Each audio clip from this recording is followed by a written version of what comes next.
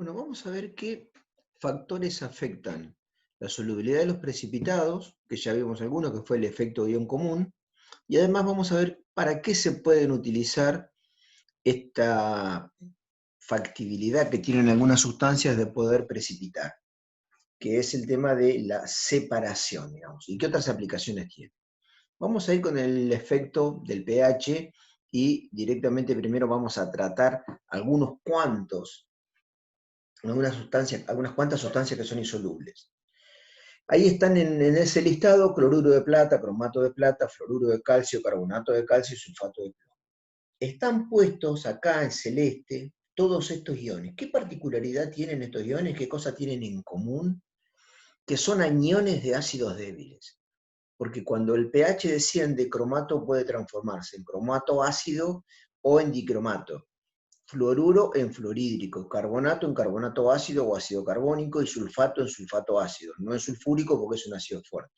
En cambio, cloruro no puede protonarse porque me daría clorhídrico, que es un ácido fuerte. Entonces, todos estos iones que vienen de estos precipitados, si yo los pongo en un medio ácido o acidifico la solución, puede ocurrir que estos aniones entren en otro equilibrio, además del equilibrio de solubilidad, y que ese equilibrio en el que son parte ahora afecte la solubilidad de la sustancia de la cual provienen. Bien, este es uno de los métodos a veces clásicos de disolver sustancias sólidas, de disolver compuestos iónicos, tratarlos con ácidos. No es que se disuelven porque el ácido sea fuerte o malo, sino porque lo que hace es protonar los aniones y modifica la solubilidad de la sustancia. Vamos a ver el caso concreto del sulfato de plomo, que este es el equilibrio de solubilidad. Y el sulfato es un anión que está en la segunda constante de ionización del ácido sulfúrico. Recuerden que el ácido sulfúrico es un ácido que es fuerte en su primera ionización y es débil en la segunda ionización. Y en la segunda ionización tiene una K2 que es sulfato por protones sobre sulfato ácido. Este es el KPS del sulfato de plomo. Entonces acá es como que entramos a mezclar un conjunto de piezas para resolver este rompecabezas. Por un lado tenemos el KPS, como veníamos hasta acá, pero también ahora nos aparece un equilibrio ácido-base. ¿Qué pasa si acidificamos mucho? ¿Qué pasa con sulfato? Puede tomar protones para dar sulfato ácido. Esta constante de equilibrio de esto es la inversa de la K2. O sea que esto vale del orden de 100, porque K2 es del orden de 10 a la menos 2. En la inversa, entonces 1 sobre 10 a la menos 2 me da 100. ¿Qué quiere decir? Que esto puede protonarse para dar sulfato ácido. Quiere decir que esto que yo estoy pensando que puede ocurrir. Entonces, nosotros acá teníamos que el sulfato de plomo, cuando se solubiliza, que me da una concentración S de plomo y una concentración S para sulfato. Pero ahora plomo no le pasa nada, sigue siendo la concentración de plomo igual a S. Pero la concentración de sulfato no es igual a S si yo acidifico el medio. ¿Por qué? Porque ese sulfato se puede transformar parcialmente en sulfato ácido. Por lo tanto, lo que yo tenga como sulfato más lo que tenga como sulfato ácido en el medio es lo que se va a corresponder con lo que provenga de la solubilidad de ese precipitado. Entonces la suma de concentraciones de sulfato más sulfato ácido va a ser igual a S. Bien, esta es la diferencia que me aparece. Sulfato ácido puede ser reemplazado de esta K2, ¿sí? Despejamos y reemplazamos acá, y me queda esta ecuación. Solubilidad S, ¿qué sería S, digamos, cuando vemos nuestro balance de materia? Sería la concentración analítica, el total que tengo de estas especies. Todo lo que tengo de estas dos proviene de lo que me venga de acá. O sea, el origen de esto es la solubilidad del sulfato de plomo, pero parte del sulfato se puede transformar en sulfato ácido. Entonces, esto es igual sulfato más sulfato por protones sobre K2. Sacamos un factor común sulfato, me queda por 1 más protones sobre K2. Si operamos matemáticamente acá, me queda K2 más protones sobre K2. Esto es como 1 sobre alfa 2. Es la inversa de la segunda función de distribución para el sulfato, digamos, ¿no? No sé si se dan cuenta de lo que me refiero. Sería así, alfa 2 sería igual a ¿qué? A la concentración de sulfato sobre ¿qué? Dividido la concentración analítica. Y la concentración analítica en este caso, ¿cuál es? Es la solubilidad. ¿Bien? Entonces lo que estoy encontrando acá es que la concentración de sulfato es igual, como esto es 1 sobre alfa 2, ¿sí? Si despejan de acá sulfato, que me quede igual a la solubilidad por alfa 2. Esto lo puedo reemplazar en KPS y operar matemáticamente. Vamos a borrar estos dibujos y vamos a pasar a la siguiente diapositiva. Bien, vuelvo a repetir lo que era plomo más 2, S, sulfato alfa por sí, S por alfa 2. Si reemplazamos en KPS, ¿qué me queda? S por alfa 2, o sea, S cuadrado por alfa 2, despejo la solubilidad y me da raíz cuadrada de KPS sobre alfa 2. Alfa 2, como se darán cuenta, digamos, ¿de qué va a depender, digamos?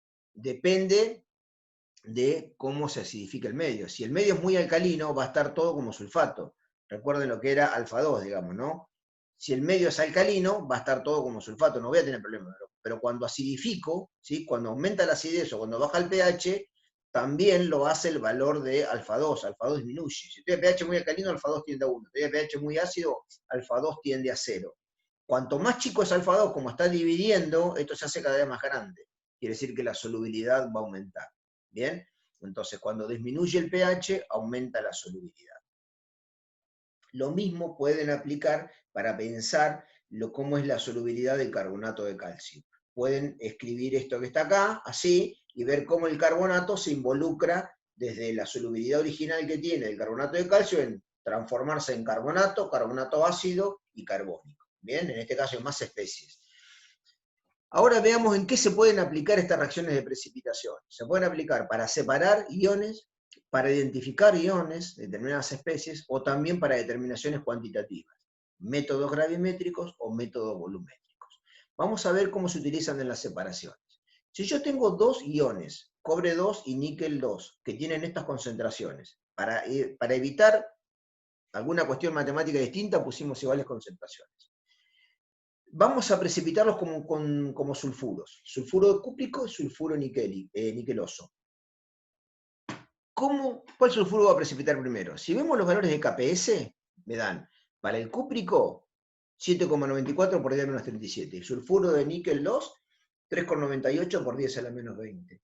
Como la estequiometría es simple, 1 a 1 en ambos casos, se pueden comparar directamente los productos de solubilidad.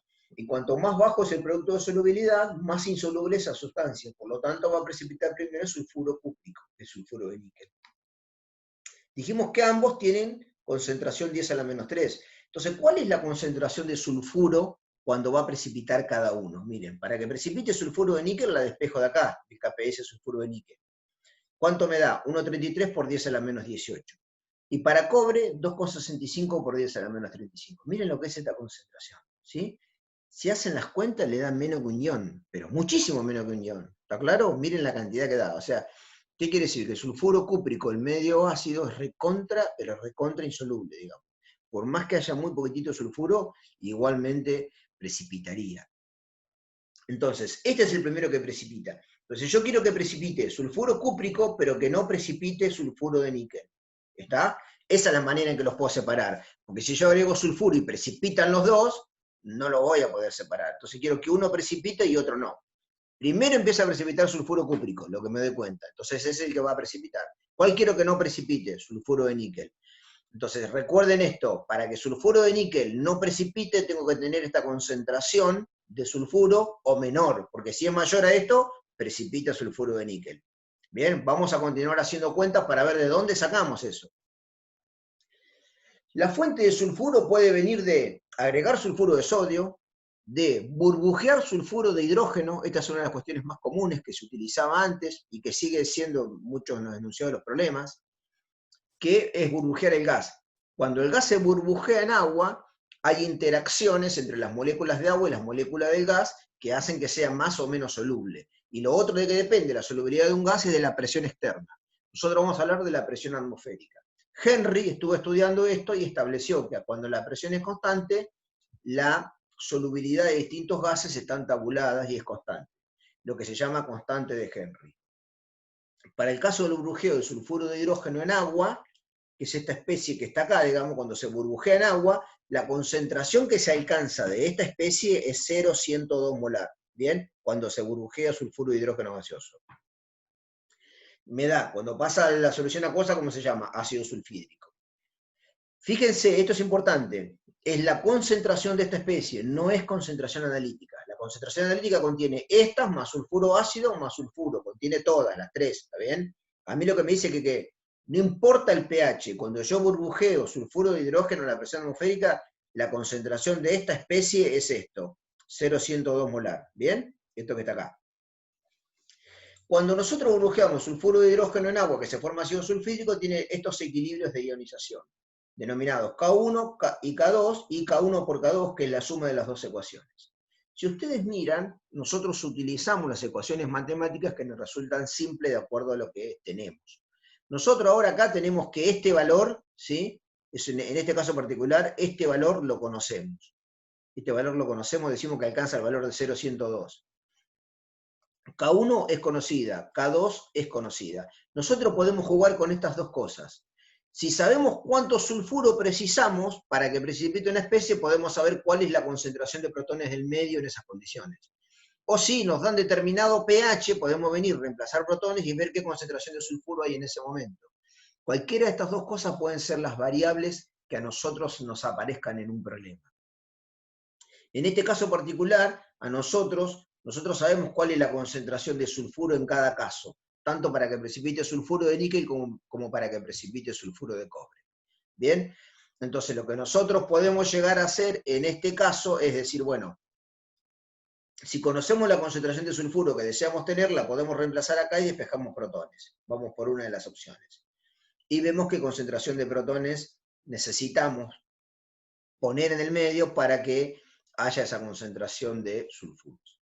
Entonces, fíjense ustedes que cuando nosotros regulamos la concentración de protones, si es baja va a prevalecer esta especie, si es media va a prevalecer esta especie, y si la concentración de protones es baja, perdón, si es alta, la concentración de protones prevalece esta. Si es media, prevalece sulfuro ácido, y si la concentración de protones es muy baja, prevalece sulfuro. O sea, esto es como va el pH, digamos, ¿no? Entonces, de acuerdo al pH donde estemos, yo acá le hice como una manera esquemática de lo que es la función de distribución, cómo se van distribuyendo estas especies de acuerdo al pH que tengamos. Vamos a borrar eso que hicimos y vamos a pasar a la última diapositiva. Entonces, cuando va a empezar a precipitar sulfuro de níquel es donde yo me quiero detener, porque no quiero que precipite sulfuro de níquel, pero sí yo ya sé que el cobre precipita antes.